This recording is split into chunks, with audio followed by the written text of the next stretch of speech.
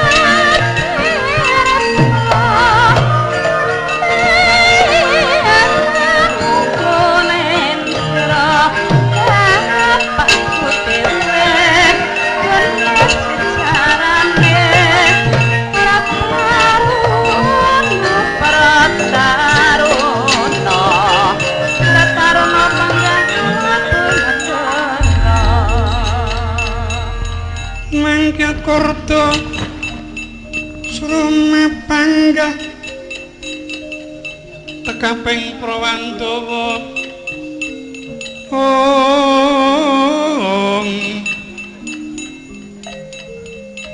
sumaping pabarisan Om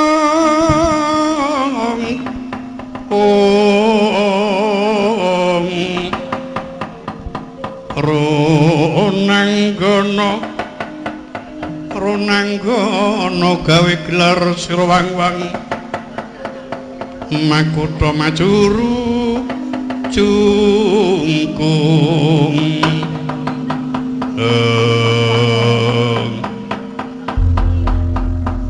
kula kepareng badhe nungsung werta Kakang Dura menapa den yuga Pranggirnata Mandura sedaya para putra-putra sampun siaga plangki jumpana kepareng nungsung werta Koko Prabu lan Paman Durna kadang-kadang kula sampun siaga plangki jumpana Tandukermun nggih kados pundi Man sedaya para kadang paduka anak-anak kula Kurawa badhe nungsung werta pendengan kula ngendika ingkang prayogi mangke kadang kula Kurawa kula badhe ngelikaken Dursana Dun plangki jumpana Tandukerun tumpuk dhisik lho Kok ditumpuk ki ana apa? Iya sendika Koko Prabu. Kula teng ngendika man. Dicuni kula Kakang Durna. Niki ngaten. Paripaosipun. Ora paripaos ki apa? Paribasan. Paribasan nggih paribasan mboten sah. Paripaos. Kepatihan juga kepatusan. Niku mboten sah mawi. Ning ngaten. Yoga kula pun Sri Kandi calon sisian kula. Mboten nyuwun donya gelaring bumi. Mboten nyuwun bondo tumpuane Mas Picis Raja Brana. Nanging nyuwun kekudangan gampil pinangka angel. Liripun saged ngendika yen gampil pinangka angel menika dos.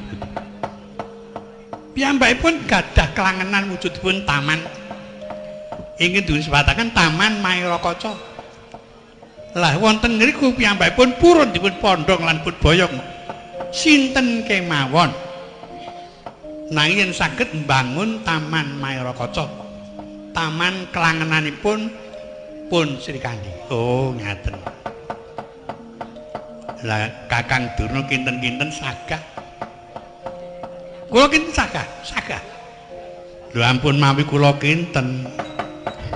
Yen panjenengan sagah ngaten kemawon mboten usah mawi kula kinten.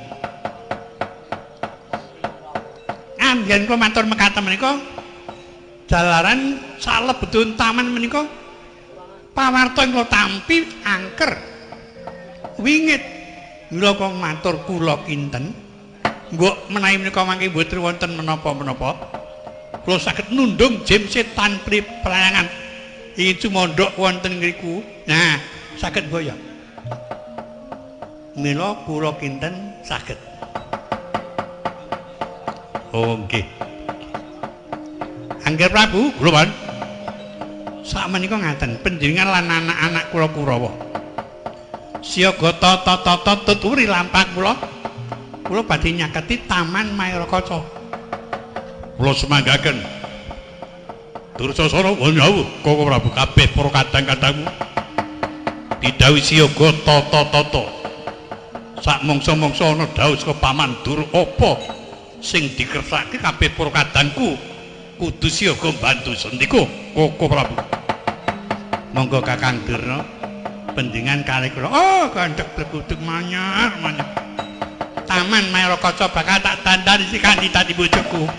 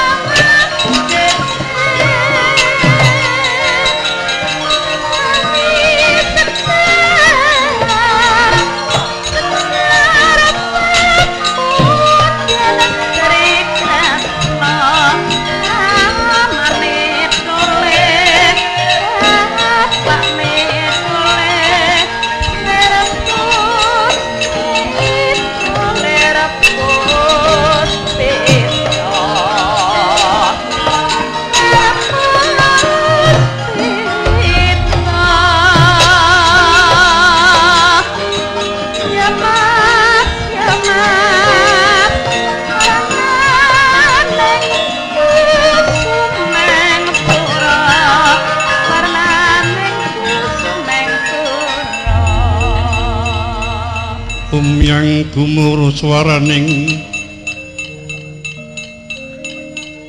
bendhe mangungkung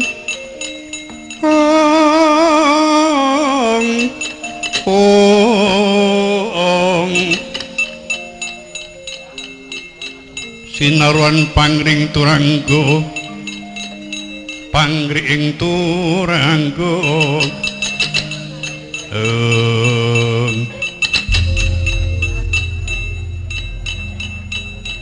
kula nyadung dawuh Regirpati bocah prajurit lho wadya bala kabeh kudu didhawuhi siaga tata-tata anggun siaga tata-tata ora kok mergo negara iki bakal ana perkewu nanging mung jaga-jaga nek nganti ana kedadian kedadosan menapa Regirpati Pendhita Durna kuwi kadangi Taruna Gustimu Nalendra Pancala nanging wektu dina kuwi bakal ngersake nglamar mong-mongamu ya dina Warsi Kandi sing bocah durung sepira yuswan menika kersanipun dados budi menapa piyambakipun menika pancen dijarak yen miturut kature jarene nampa wangsiting Jawata oh ngaten ning Bogoro temene aku marang ngerti kaya mengkono ucape banjur Gusti netepi marang atur penuwun Sri Kandi dijarwake marang Sang Tapa Begawan Durna opanane sing pokok waton bisa dandani lan mulyake Taman Mayorakaca bisa kelakon mondhong denok Warsi Kandi kabeh prawadya bala sing ati-ati anggonku jarwa sing ati-ati ora kok mergo pengamuke wong Istina taman kuwi angker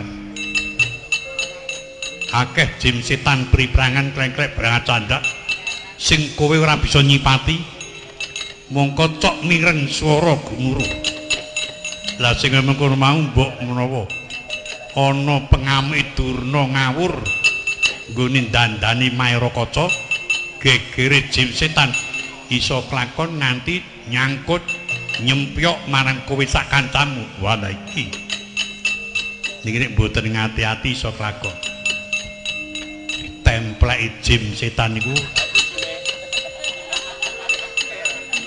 iso geger pepuyengan setan niku angger pun kebacut nemplek ngoten lali kewajiban apa iya nggih kathah isamun sampun kepor estu ketaman rencang kula niku nganti HP anan-anan entek mergo saka jim setan pribadi wah niku kuwi jenenge ora genah sing padha ngati-ati aja nganti ketaman iki sing kudu kuat lan teguh nyuwun karo sing Maha Kuwasa rina lan wengi nganggo kapercayaanmu dhewe-dhewe Gusti Regirpati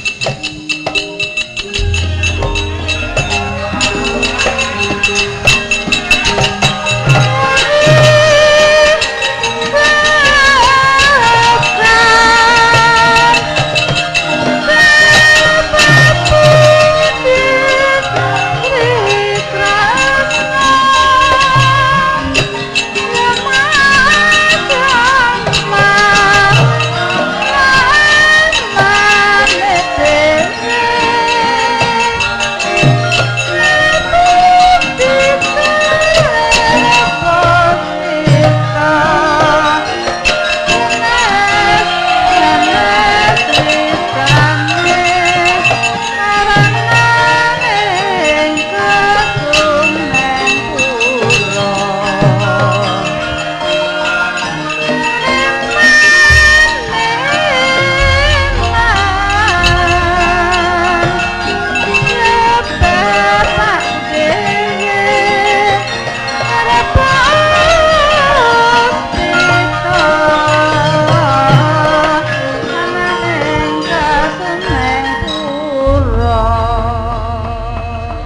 Durna ina panalinganira lumacering latri cinandari sang trasta juwena kapisanan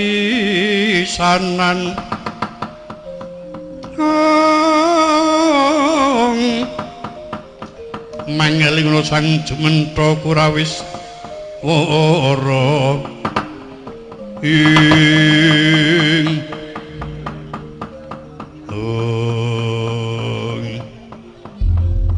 dicuni kula Kakang Durna niki pintu taman nggih niku wah kadang ngriki mon ketok kekes hawane tetela kalamun taman menika panjenengan dados wana ha nggih jajal mang totok ngake cobi dicuri mangke nek wonten apa pun mangke kula tandangane aku ki ngemek ngene iki wedi agek didelok wae angker kaya ngono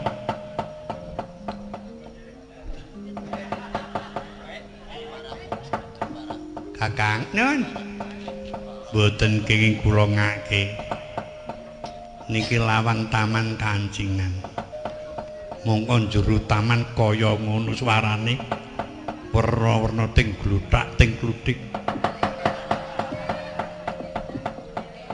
setane do mangan ya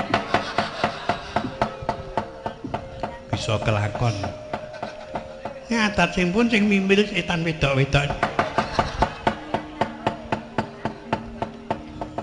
mang goleke mawa kali menyan ajeng talu lho niki mboten wayang ajeng kula kisrana ngengake lawang oh kula kinten yen ajeng talu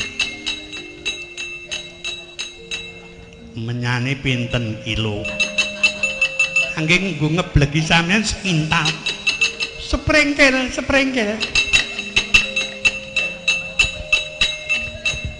pendhita kok enson nah niki mawane go niki menyan cemplungke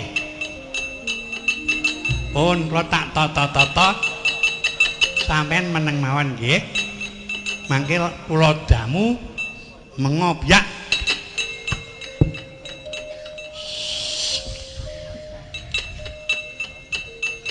pun lekas empon oh tadi nek lekas niku tas cicus kula niki ngemelke mantran nggo ngengake lawang mang meneng mawon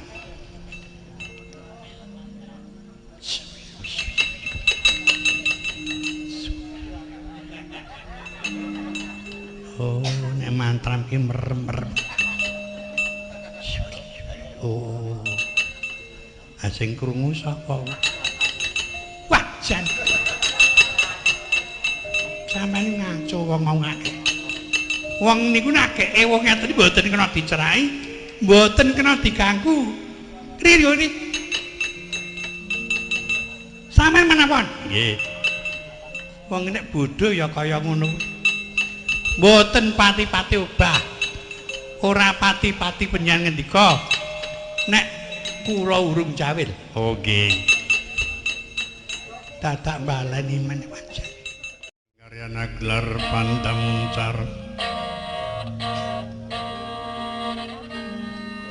lir sorting peponang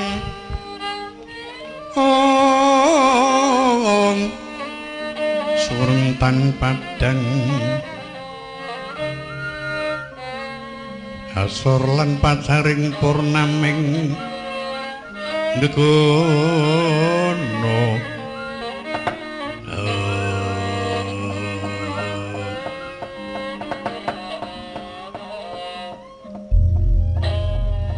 repat pono kawan dupliko semono kantilar Raden Janaka manjing wonten ing kedaton manggi Dewi Wara Sri Kandika Capa ing pinangka sinambeting carita Inggih wonten kayangan Kirpidian. Sang Pandya Batai Durga kang den potah marang keng wayah. Nalindra tergelung Prabu Jungkung Mardiya. Kadru saka ing katebian ketingal ndedel minggang akasa tedani.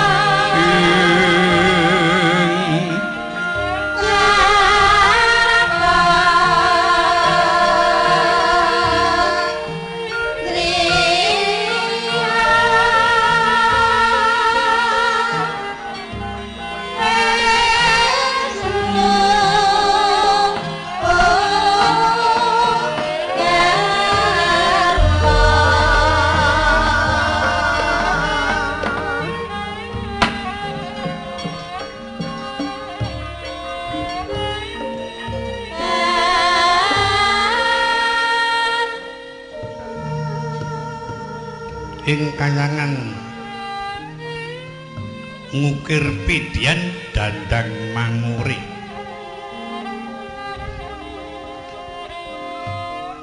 Papan Cumanda ing para Bajul Barat. Gandharwa Swaralaya. Iki den kuasani dening Sang Pandya Batai Durga.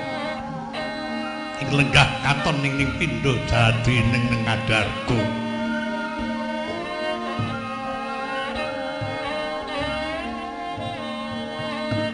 Kasibuh para putra Bajul Barat kang den pandhikani dening Sang Hyang Jaramaya. Nenggi kocapo kang kepangayun nembe kiwala suwat Nalindra muter gelung Prabu Jungkung Mardiya. Handeku marut lungaken dodho ngangulaken jangga muka lir konjem-konjema Bantala. Natya semanten Sang Pandya Batari Durga prisa marang wayah Prabu Jungkung Mardiya. Ing kono sigra den paringi dawuh ngangsek genya sowan kepareng luci teng griya.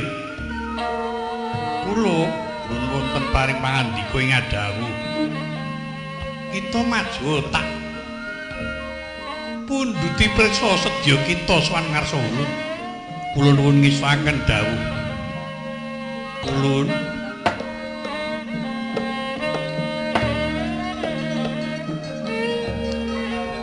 Dewa nuntuna prangkasang saya sinawang. Oh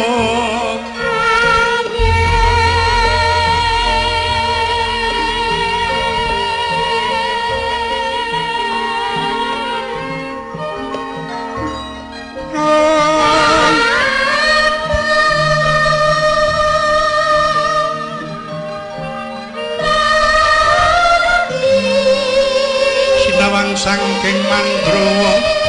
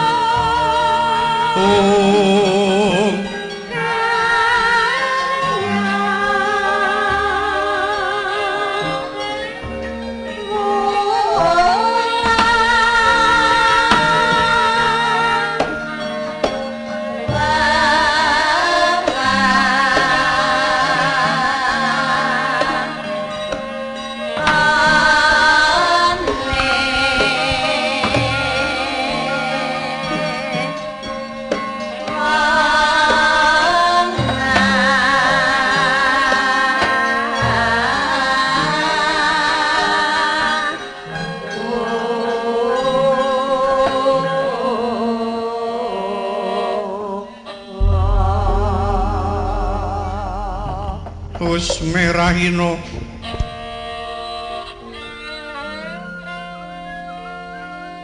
semubang iwang aruna kadinikraning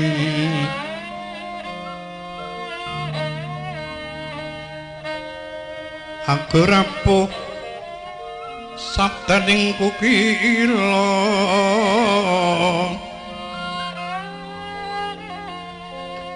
ringkani koro saketer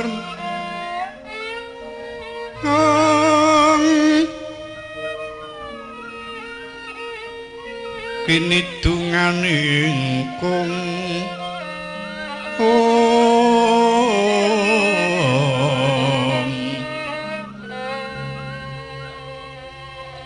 lir sing pini panca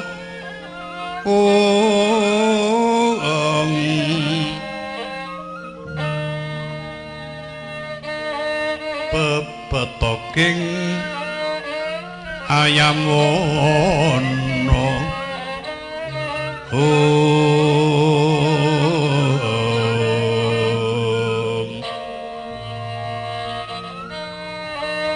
marak katon manguwu lir tunggangan colo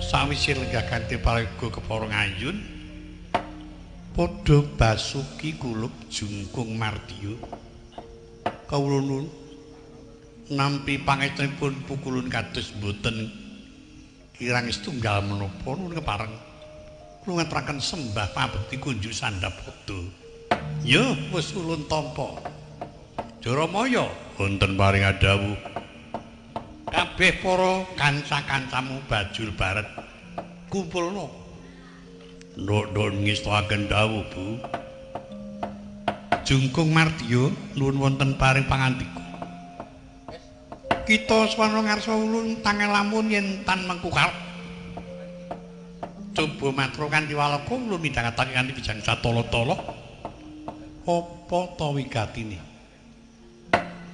istunipun mekaten inggih wayah ngibaratipun badhe nempuh lampah namung kemawon kepangkalan benawi ing langkung ageng saged kelampan derengan tos dumugi tepining Benawi sampun larut kenteling Jaladri. Pukulun lho kok dadi mengku pasemon kaya ngono? Blakane kepiye? Kula menika sampun dangu gandrung-gandrung kaliyan Sri Kandi. Namung kemawon menapa to sababipun Wara Sri Kandi tansah duwa dhateng penuwun kula nolak dhateng katresnan kula. Trimah inggih wayah kasirnakno ikhlas lair batos jiwaraganipun inggih wayah. Aja kaya ngono. Sri Kandi kuwi gampang pinangka angel tak kandhani. Tumraping tata gelar nampik lan duwa penuwunmu. Saben-saben kowe kirim niki toko penglamar ora diwangsuli. Ora kok mergo ora tresna nanging sumurpa ya, Nggir. Temonana wong tuane Sri Kandi. Sri Kandi gelem dadi bojomu aturke iso bangun Taman Mayorkaca. Yen bisa gawe apike Taman Mayorkaca. Esuk becik, sore tok boyong, sore ketok apik, esuk tok boyong. Sasongkor mengsang wayah sumulu madang ana puncaking gunung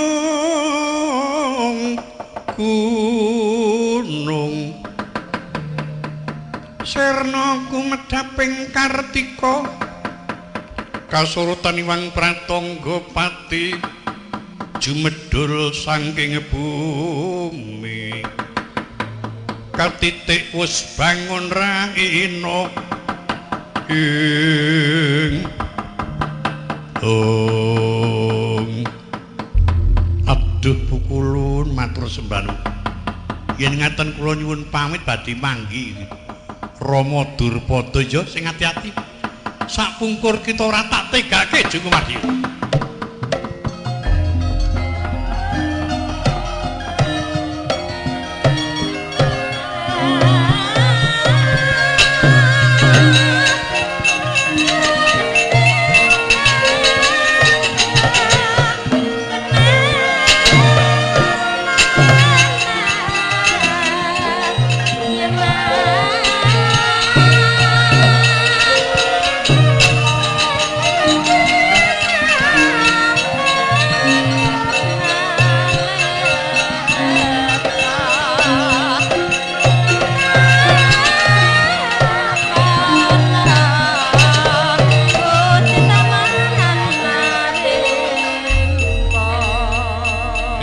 Kendra mangana anung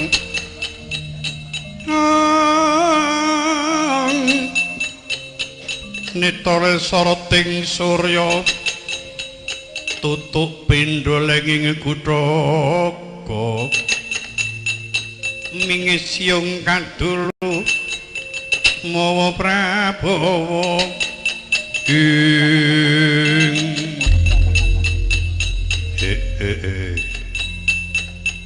nyadong dawuh buke Jaramaya lho aja wedi kangelan Jungkumardiya tutna sak mangsa-mangsa ana kang ganggu gawe Bilanana kuwi putuku nyistake dawuh kepareng nyuwun pamit ngodol lampahipun Jungkumardiya.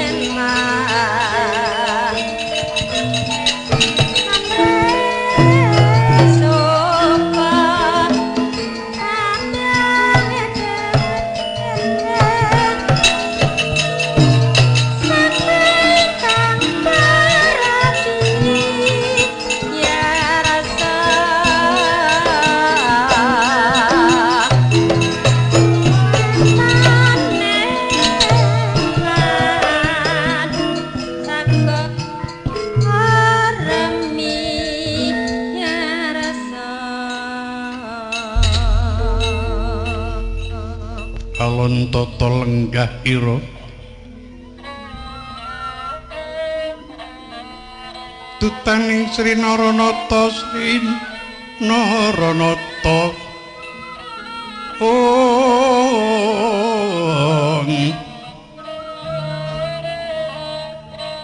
tekaping Prawandawa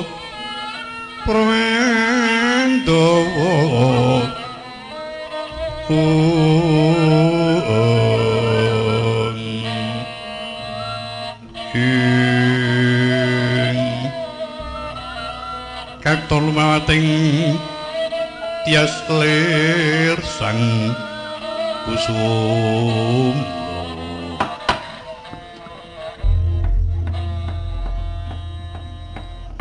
Sampeyan nuwun wonten dawuh. Ya nyuwun wonten dawuh. Ya iki piyaying arep-arep panjenengane Kang Mas Permati ya Kang Mas Janaka. Mulane Gusti mangke keyuyun-yuyun. Sare ora sekeca darurat lawuh. Raden Janaka kuwi baguse kaya ngono to. Aku anggere Raden Janaka kaya-kaya karo bojoku sing werdur laku sengit. Sapa bojoku? Wis rasa nyambut gawe bendina dolan-dolan. Ya karang jenenge wong lanang kene ora digawe kowe sing goleke gawean. Sembah bekti kula kunjuk pangeran. Wis tak tampa wong ayu. Pangestuku tampanono. Kula pundi? Maksir ngono ya. Sing disebut wong ayu ki kono kaya maksir dadaku. Monggo bojoku karo temune wong ayu ora.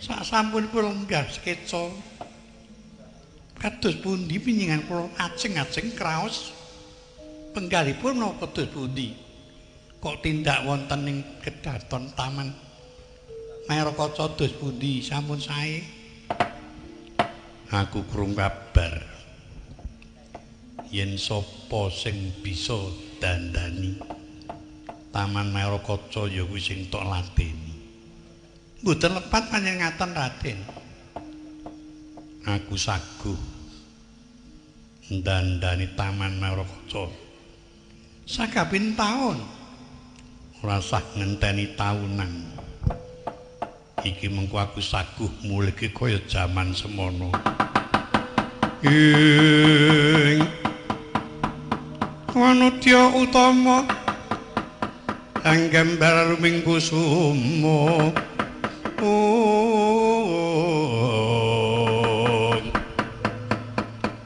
gembrang-gembrang yen ngandika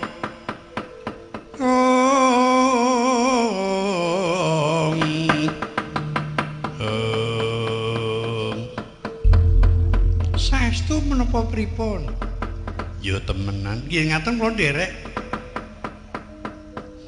kowe ora mengkowene wis dadi mboten arep kepengin nyawang kaya ngapa limbangun taman kok nganti ora gantalan sasi. Ya wis ayo tak parengake. Ayo melu piyung, Mbak? Nggih. Kalih Mas Bagong mboten. Ngenteno taman arek ngono. Pacarku Oh, Mas Bagong iya biyen. Dek karwane sing dhisik seda wae. Bojoku mati dengan sukses. Oh ngono. Monggo kula diraken pangeran.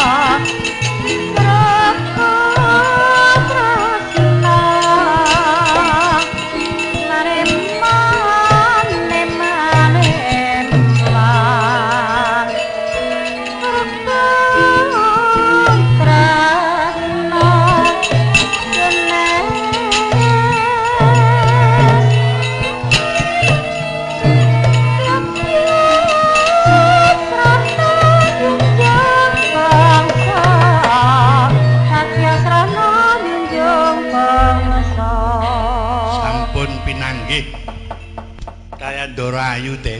Wis nolo garing. Wah, ya mungguh tenane. Ndoro Sri Kandi kang lenggat jejer karo Ndoro Janaka, wah janiring. Ketok kaya ana memanane ya. Heeh. Kaya aku kur kae sithik kae kae. Kaya ana memanane. Angger aku nyupir karo jejer wah kita. Etole serem. Nyupir apa becak? Bisa nyupir becak kok aleman.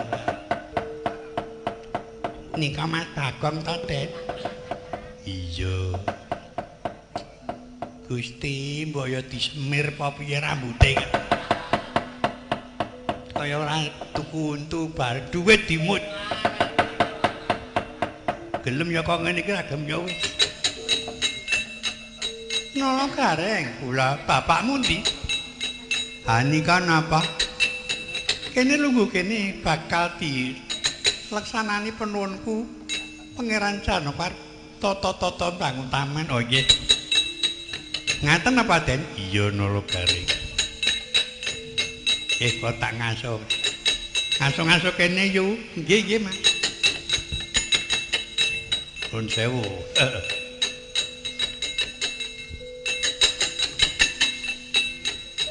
Omong-omong ya kono. Ora ya. Katartona Kusma Raden Janaka Estimana harsa minangkani panuwunipun Dewi Warsikani. Jertaman wis komplang. Jim setan pripran trek-trek bareng acandak. Kang Kusmana kagiring samya ngidul. Sumusul rawangipun matek mujijat Raden Janaka mangsulaken Udawa dalang Taman Mayor Kaca ing endah rikala jaman semono mung sakedhip nektra paribasan Taman Mayor Kaca bisa malih dadi taman kang endah dadi taman ingkang langkung edi ndadosaken gumunipun sedaya para rati.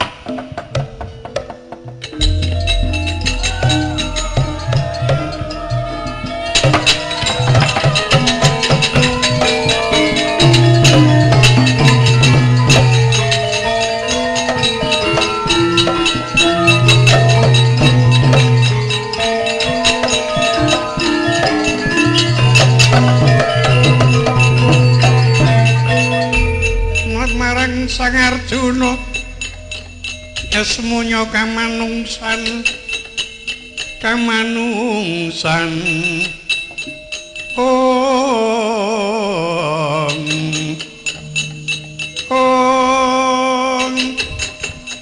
lirik kodi kamantian lono kongas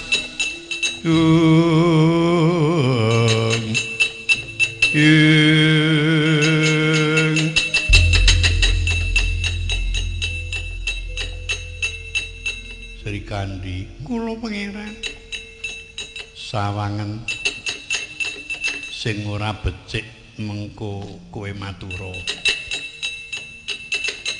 mun banget ming satroke kanggunan kekuatan apa lha wis mesti disediri dari taman apik kaya ngene iki wong apa ngono yo iki keparingi dewa kejawi keparipun Jawata ya pancen dasare kedunungan kekuatan batin iya mulane ora cok kangen ya cok kono ngangen ora yo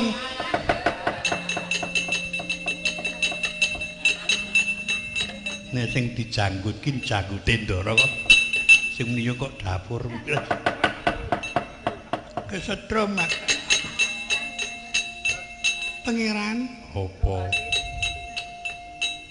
gandeng kula menika wanita nanging kepengin dados senopati mau kondhangipun Kang Janaka iki jemparing titis wae kowe iki menengo wae wer buambleh wae ora mbok kula dikandhani jemparing ya kena Iya kan. Ning ngendi kok iki sak celmong-celmong rumah aku mangkal kene. Ya ayo tak ajari ngono apa ya kena. Ora kondang nek ra duwe nganu ndok ra. Satra ra ndek kekawi.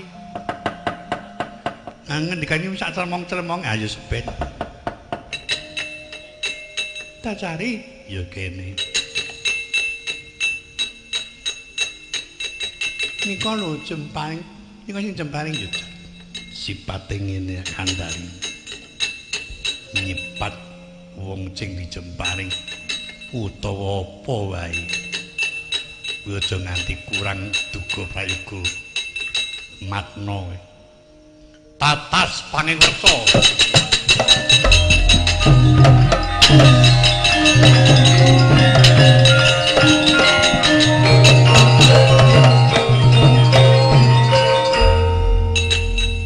Aku seneng aku iso jemparing kaya Kang Macan apa piyai kok mangkel ketu.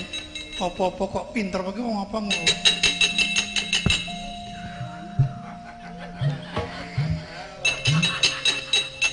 Kowe ngapa gong ora iso ngadeg aku rek. Setruk. Setruk kok mayeng tahan.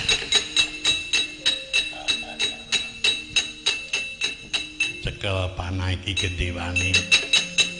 Ngaten. Iki kurang mundur nang ngene. Ngaten rene titik.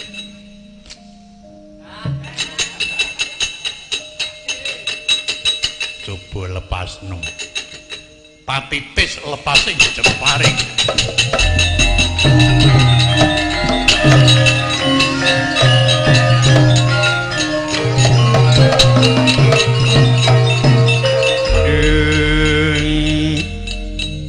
Bagus kang rinengga busananira.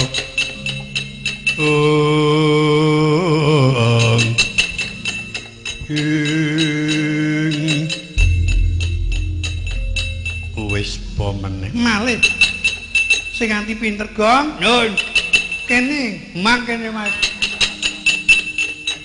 mbok kono didolke mo kowe ngriki mawon den ayu pun monggo mengko aku kurang bener dibenerke butuhke jemparing ayo kowe sing jukuke nimbali mawon mangke yo setruk e monggo pangeran Satirana ayo tak tuturi.